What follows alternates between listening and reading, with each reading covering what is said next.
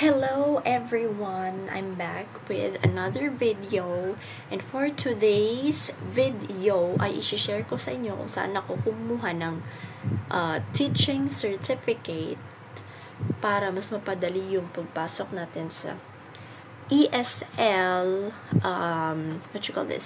ESL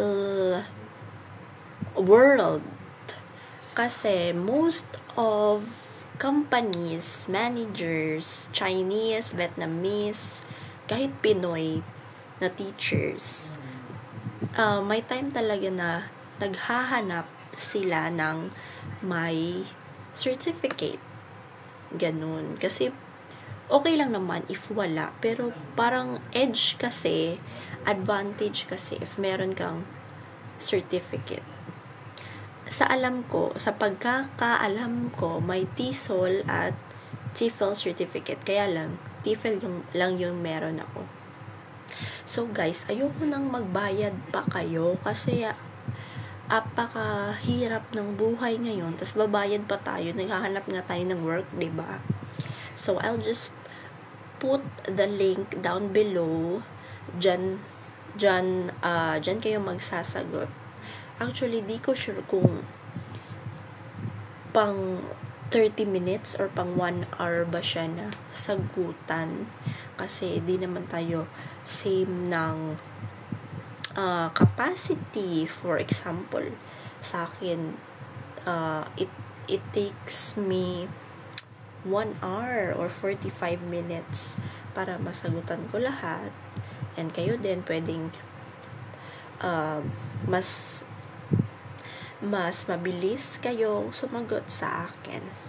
So guys, ayoko lang talagang ma-scam kayo kasi may kilala ako na scam siya kasi yun nga, yung walang alam walang alam mostly sa ESL. Syempre, pag bago ka pa, wala ka talagang alam.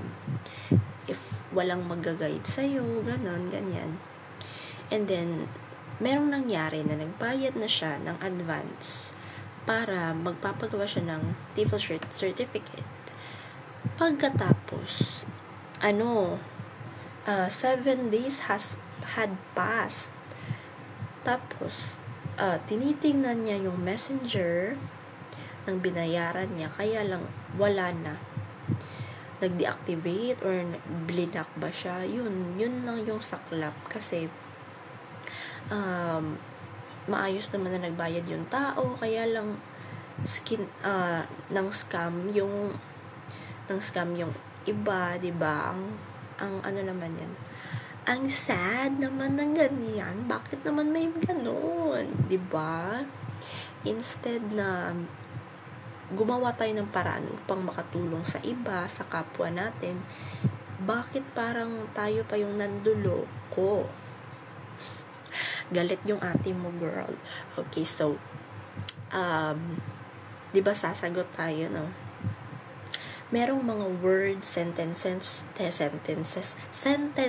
doon, at sa pagkaalam ko, merong answer key dito sa YT. Hanapin nyo na lang kung kaninong YT yun para if fail kasi yung scores nyo, syempre di kayo bibigyan ng certificate, diba? So dapat correct talaga yung answers nyo. So yun lang guys, I hope that this video will help you.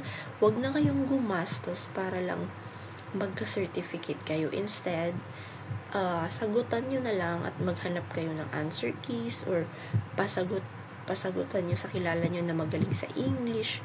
Ganun na lang guys.